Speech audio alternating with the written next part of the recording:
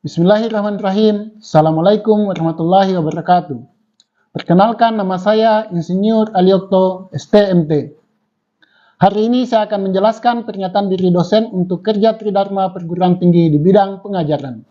Pada semester ini, saya dipercaya mengajar mata kuliah Geologi, Migas, dan Aspal Buton dengan kode mata kuliah RCA 66054. Jumlah dosen dalam mata kuliah ini berjumlah 3 orang. Dan jumlah SKS-nya sebanyak 3 SKS. Mata kuliah ini memiliki CPL. Yang pertama, menunjukkan sikap bertanggung jawab atas pekerjaan di bidang keahliannya. Mahasiswa mampu mengambil keputusan secara tepat dalam konteks penyelesaian masalah di bidang keahliannya, berdasarkan hasil analisis, informasi, dan data. Berikutnya, mahasiswa mampu menelaah data pemetaan guna membuat desain model geologi untuk kajian keilmuan dan terapan di bidang ekstraksi, mitigasi, dan konservasi geologi.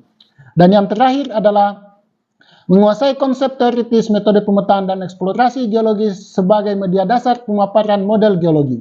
Adapun CPMK mata kuliah ini yang pertama menyelesaikan masalah geologi secara mandiri atau bekerja sama secara kelompok. Yang kedua, mampu mengaplikasikan pemahaman tentang data geologi dan aplikasinya dalam eksplorasi sumber daya alam. Yang ketiga, mampu memahami dan mengevaluasi tentang siklus batuan dalam terapan bidang ekstraksi dan sumber daya alam. Dan yang terakhir adalah menyelesaikan studi kasus dengan mengaplikasikan pemahaman geologi dalam implikasinya terhadap eksplorasi sumber daya hidrokarbon. Sub CPMK mata kuliah ini yang pertama, mahasiswa mampu mengetahui aturan perkuliahan dan memahami materi perkuliahan yang akan disampaikan sampai akhir semester. Yang kedua, mahasiswa diharapkan mampu mengetahui sejarah dan perkembangan industri minyak bumi dan aspal buton. Mahasiswa mampu menjelaskan susunan kulit bumi. Berikutnya, mahasiswa mampu memahami konsep penyusun petroleum system dan batuan induk. Berikutnya, mahasiswa mampu memahami konsep batuan reservoir. Mahasiswa mampu memahami konsep batuan penutup reservoir dan migrasi migas. Mahasiswa mampu memahami konsep perangkap reservoir. Berikutnya, mahasiswa mampu menjelaskan model cekungan pada petroleum system. Berikutnya, mahasiswa mampu menjelaskan metode eksplorasi migas dan aspal buton. Berikutnya, mahasiswa mampu menjelaskan tentang sumber daya aspal buton. Dan yang terakhir adalah mahasiswa diharapkan mampu mengumpulkan data dan menganalisis data dalam eksplorasi migas dan aspal buton. Selanjutnya, topik dalam perkuliahan ini ada 12 topik. Yang pertama, sejarah dan perkembangan industri minyak dan aspal di Indonesia. Yang kedua, sejarah industri minyak dan gas bumi serta aspal buton. Yang ketiga, sistem reservoir minyak dan gas bumi. Yang keempat, batuan induk reservoir. Yang kelima, batuan reservoir. Yang keenam, batuan perangkap reservoir. Yang ketujuh, migrasi hidrokarbon. Yang kedelapan, perangkap reservoir. Yang kesembilan, cekungan reservoir. Yang kesepuluh, eksplorasi migas dan aspal buton. Yang kesebelas, karakteristik dan cadangan aspal buton. Yang ke-12, pemetaan lapangan geologi migas dan aspal buton. Metode penilaian dalam mata kuliah ini adalah yang pertama, penilaian tugas, penilaian ujian tengah semester, penilaian ujian akhir semester, dan tidak lupa pula penilaian keaktifan mahasiswa di dalam kelas. Metode perkuliahan dalam kuliah ini adalah ceramah. Diharapkan mahasiswa mampu mengetahui teori tentang migas dan aspal buton. Selain ceramah, metode yang digunakan dalam perkuliahan ini juga adalah pengambilan data lapangan dan pengolahan data lapangan. Harapannya setelah mengikuti perkuliahan ini, mahasiswa mampu menganalisis data geologi yang dapat dimanfaatkan dalam eksplorasi migas dan aspal buton. Berikut video yang saya sampaikan tentang mata kuliah geologi migas dan aspal beton secara tatap muka di kelas.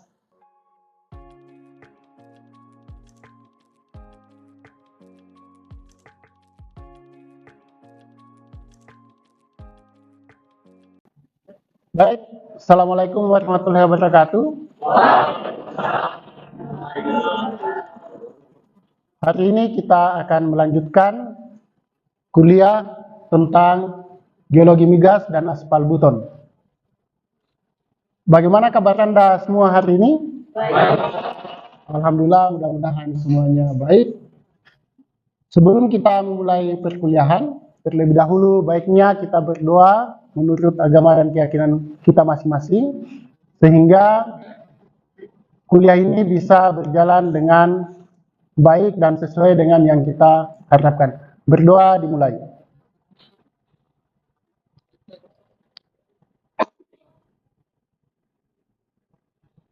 Selesai. Selanjutnya, terlebih dahulu saya akan mengabsen nama-nama yang hadir hari ini. Yang pertama, Amirul Iksan Ramadhani, Diva Fatmasari, Erni Widiawati, Ferdi. Jadi hari ini kita akan melanjutkan perkuliahan kita geologi migas dan aspal beton. Hari ini adalah pertemuan keempat kita tentang sistem reservoir migas. Sebelum kita melihat materi kita hari ini, apakah ada yang bisa menjelaskan pertemuan sebelumnya atau pertemuan kita yang minggu lalu? Silahkan. Jadi Pak, untuk pertemuan minggu lalu itu menjelaskan ada 3 jenis batuan. Yang pertama itu batuan beku, batuan metamorf, dan batuan sedimen. Namun pada sistem reservoir, batuan yang paling berperan yaitu batuan sedimen. Sebagai reservoir, contohnya itu batu gamping dan batu pasir. Mungkin saja Pak, sekian, terima kasih. Ya, benar sekali apa yang telah disampaikan teman Anda tadi, bahwa batuan penyusun reservoir itu ada batuan reservoir yang poros dan permeabel, contohnya itu batu pasir tadi, dan batu gamping, dan berikutnya adalah batuan penutup, contohnya itu adalah batuan lempung. Tetapi di banyak kasus yang menjadi penutup ini belum tentu itu berupa jenis batuan yang sedimen, bisa saja jenis-jenis batuan lain yang permeabilitasnya sangat kecil. Baik, selanjutnya kita akan melihat materi hari ini di pertemuan keempat tentang sistem reservoir, dalam hal ini adalah reservoir migas. Oke, capaian pembelajaran untuk kali ini atau pertemuan keempat ini diharapkan Anda semua atau mahasiswa itu yang pertama mampu menjelaskan tentang petroleum system. Kedua, mahasiswa mampu menjelaskan tentang batuan induk atau source rock. Lalu yang ketiga, mahasiswa itu diharapkan mampu menjelaskan tentang batuan reservoir atau batuan yang akan menjadi tempat terakumulasinya hidrokarbon. Dalam hal ini adalah minyak dan gas bumi. Berikutnya yang keempat, diharapkan mahasiswa mampu menjelaskan tentang batuan penutup, bagaimana karakteristik batuan penutup reservoir itu. Lalu yang terakhir adalah kita akan melihat batuan-batuan yang ada di Sulawesi Tenggara yang bisa berperan dalam petroleum system. Jadi ini gambar sistem reservoir migas yang sederhana tapi cukup lengkap. Mungkin ada di antara Anda semua yang bisa menjelaskan gambar ini. Silahkan. Baik Pak, saya akan menjelaskan tentang gambar di atas. Jadi yang pertama itu pada lapisan paling atas itu merupakan lapisan impermeable, yang dimana untuk lapisan kedua itu merupakan lapisan batu pasir, dan lapisan yang berikutnya lagi itu merupakan lapisan batuan induk. Jadi batuan induk merupakan sebuah batuan yang memiliki manfaat sebagai sumber hidrokarbon. Kemudian di sini ada yang namanya lapisan reservoir. Jadi lapisan reservoir ini merupakan sebuah lapisan yang dimana memiliki kemampuan untuk menyimpan fluida seperti minyak ataupun gas. Mungkin itu saja, Pak. Ya, benar apa yang disampaikan teman tadi, bahwa pada gambar di samping tadi,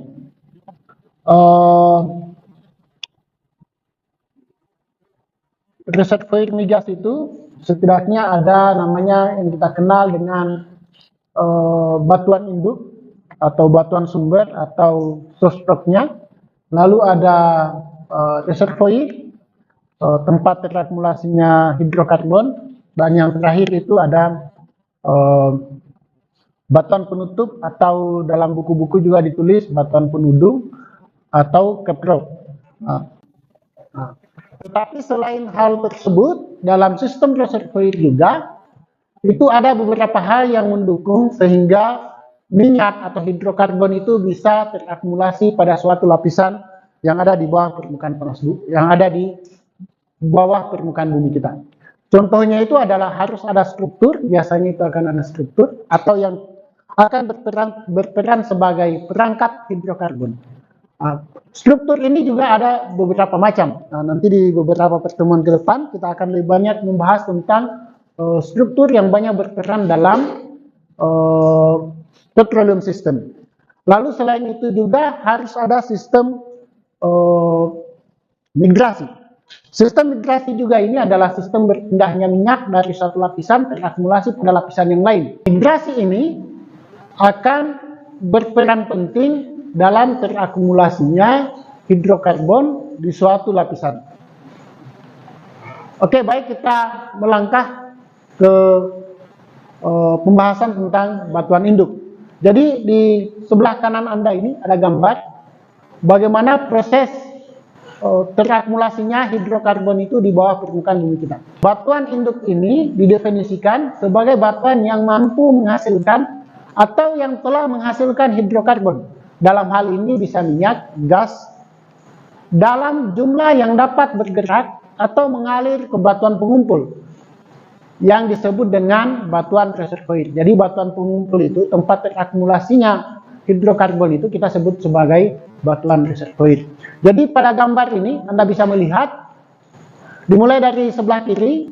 Di sebelah kiri ini ada tumbuh-tumbuhan dan hewan yang hidup. Ini contohnya itu adalah dinosaurus.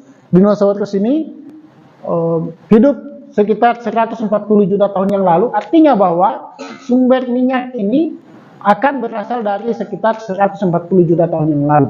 Ketika dinosaurus ini mati dan hewan-hewan lain itu akan tertimbun di lapisan yang bawah, lapisan paling bawah. Lalu berikutnya akan menghasilkan minyak.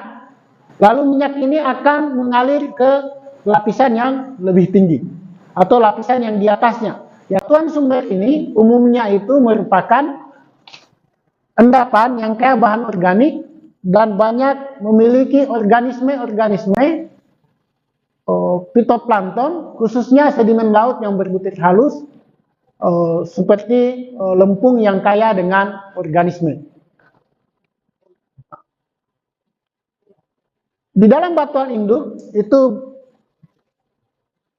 terjadi sebuah proses, mulai dari yang pertama itu adalah transportasi. Jadi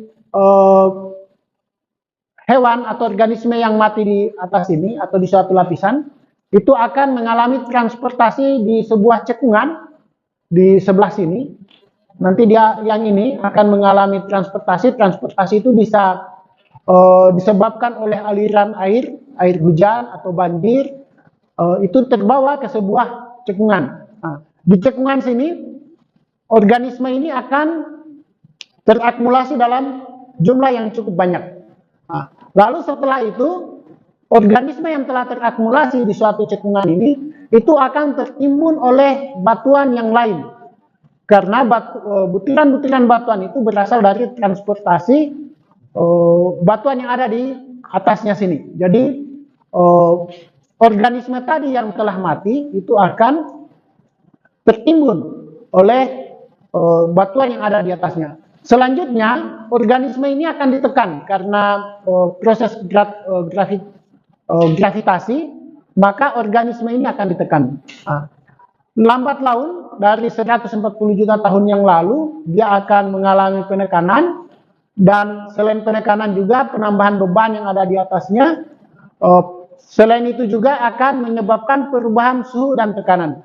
Suhu dan tekanan yang ada di bawah sini, tempat terakumulasinya organisme tadi, akan mengalami perubahan, sehingga akan terjadi migrasi hidrokarbon. Hidrokarbonnya itu adalah berasal dari organisme yang telah mati. Dia akan mengalami migrasi. Migrasi ini melewati rekahan-rekahan batuan.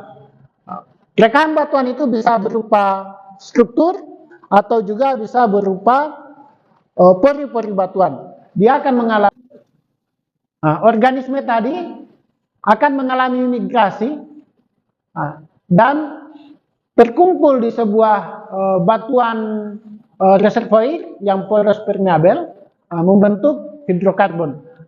Perubahan densitas, lalu hidrokarbon tadi akan mengalami perubahan densitas, yang selanjutnya akan membentuk minyak mentah atau crude oil. Di sini Anda bisa pahami? Oke, baik. Kita lanjutkan berikutnya ke batuan reservoir. Oke, jadi batuan reservoir ini adalah bagian dari batuan sedimen dalam sistem perminyakan atau dalam petroleum system yang dapat menampung atau menjadi tempat terakumulasinya atau menjadi tempat berkumpulnya hidrokarbon dan air formasi.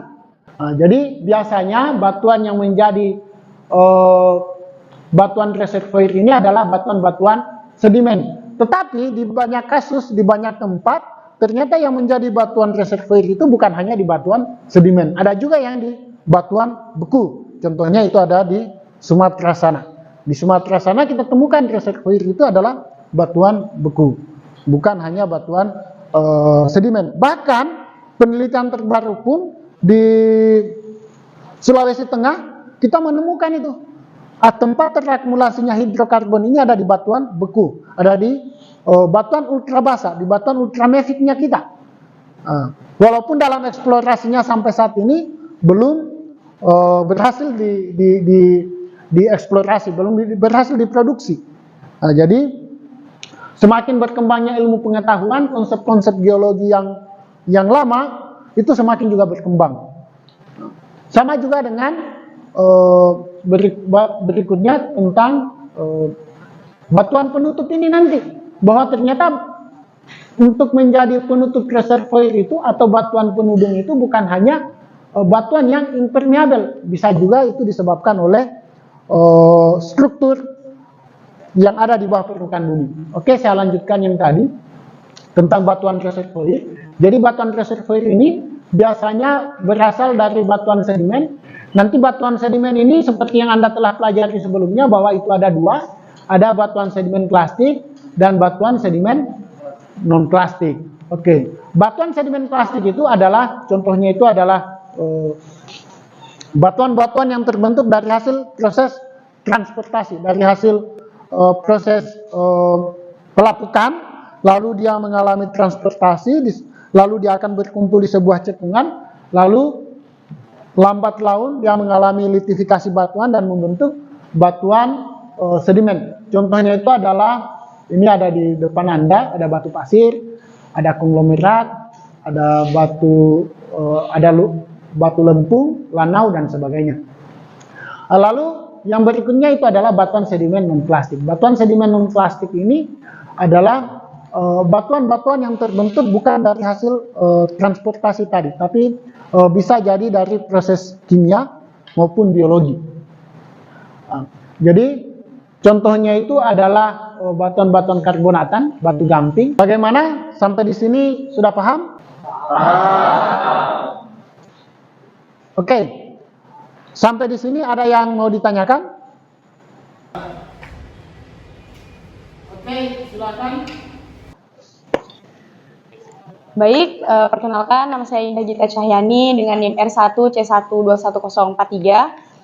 Saya mau bertanya Pak, seperti yang Bapak jelaskan tadi, batuan reservoir kan terdapat pada batuan sedimen dan batuan beku. Kira-kira dari kedua jenis batuan ini tuh mana yang tingkat reservoirnya baik? Terima kasih Pak. Pertanyaan berikutnya. Saya Pak. Baik, pertanyaan saya terkait migrasi. Nah, seperti yang Bapak jelaskan tadi, dari migrasi ini Bapak jelaskan bahwa ada yang menyebabkan lapisan bawah itu memiliki tekanan yang lebih tinggi, sedangkan untuk lapisan yang berada di atas itu kami tekanan yang lebih rendah. Kira-kira untuk penjelasannya kira-kira bisa dijelaskan secara detail Pak? Sekian. Atas pertanyaan tadi, batuan mana yang memiliki porositas yang baik ya? Porositas batuan itu ditentukan dari besarnya pori-pori yang ada pada batuan. Jadi dengan kerikil. Kenapa? Karena dia bentuk butirnya itu berbeda.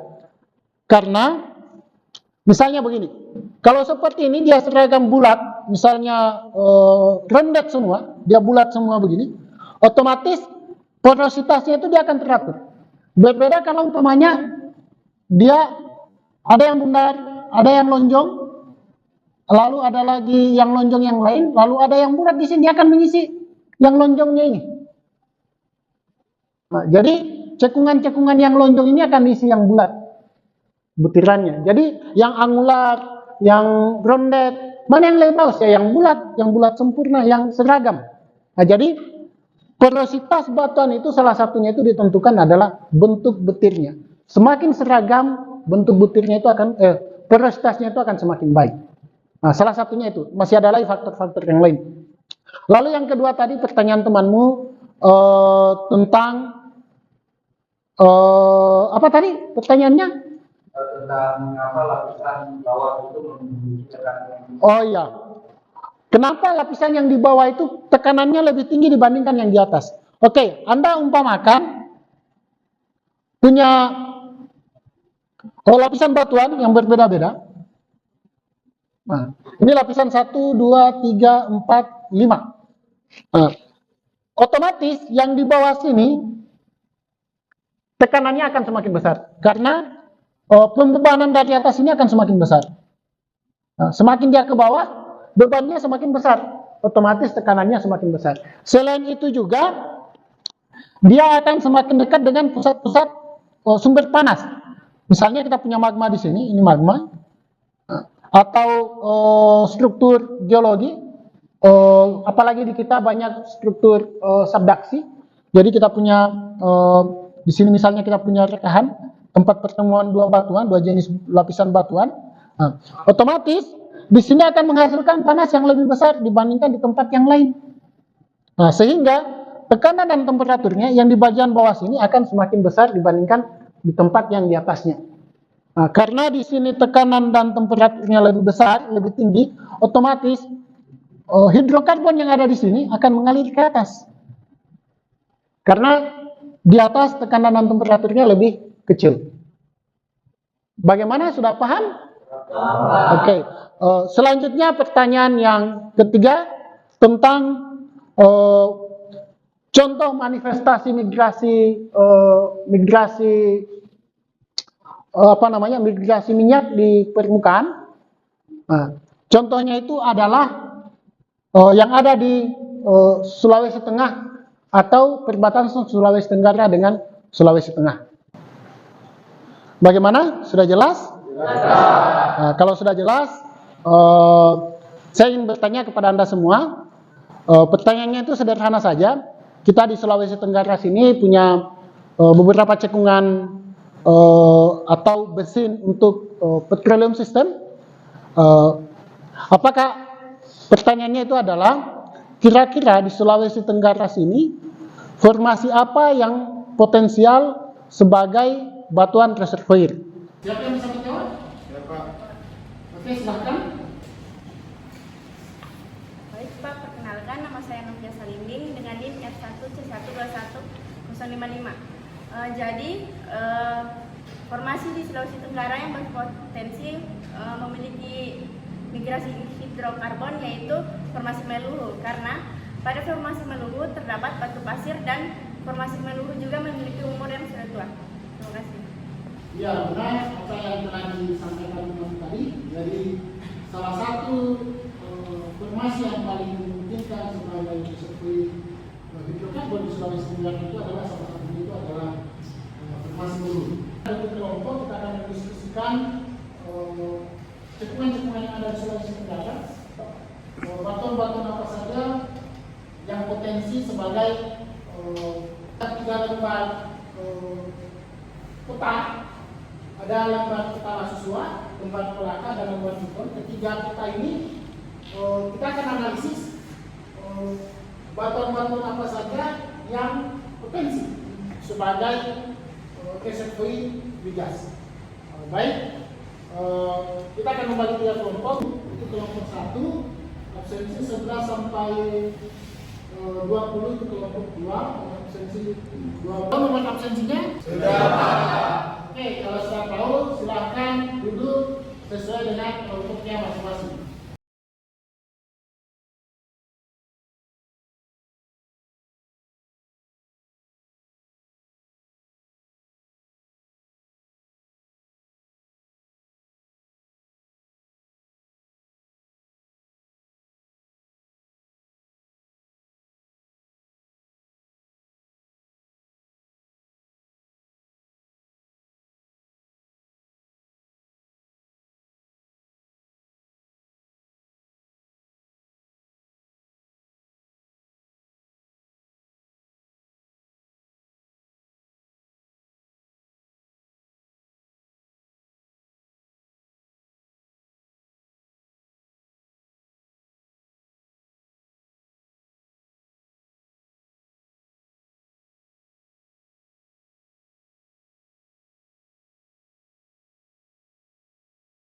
Oke, silakan kelompok 1 mempresentasikan hasil diskusinya.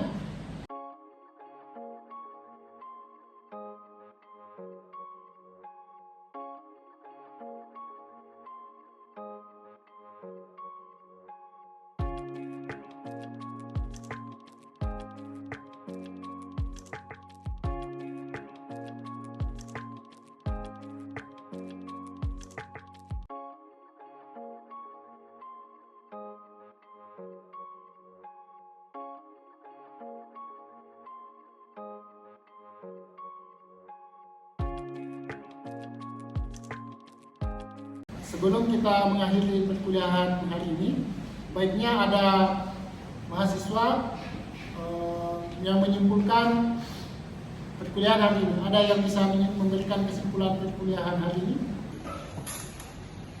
Baik, bismillah, assalamualaikum warahmatullahi wabarakatuh. Waalaikumsalam warahmatullahi wabarakatuh. Perkenalkan, nama saya Ferdi dengan NIM R1C1212005.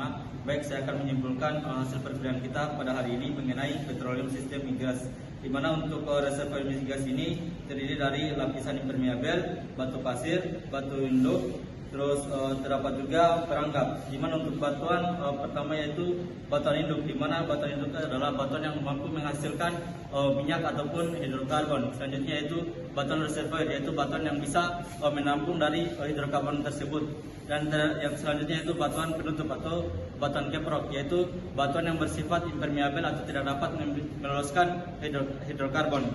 Nah, yang terakhir yaitu mengenai migrasi hidrokarbon, yaitu sistem untuk perjalanan antara dari hidrokarbon dari tekanan tinggi ke tekanan rendah. Mungkin itu saja yang dapat saya sampaikan. Saya kembalikan. Oke, materi hari ini telah selesai. Sebelum kita akhiri perkuliahan hari ini, saya akan menunjukkan terlebih dahulu tugas yang harus Anda kumpulkan ke depan, yaitu membuat esai tentang mekanisme pergerakan hidrokarbon dalam batuan reservoir dan sistem perangkap pada reservoir. Akhir kalam, saya akhiri kuliah Assalamualaikum warahmatullahi wabarakatuh. Waalaikumsalam warahmatullahi wabarakatuh.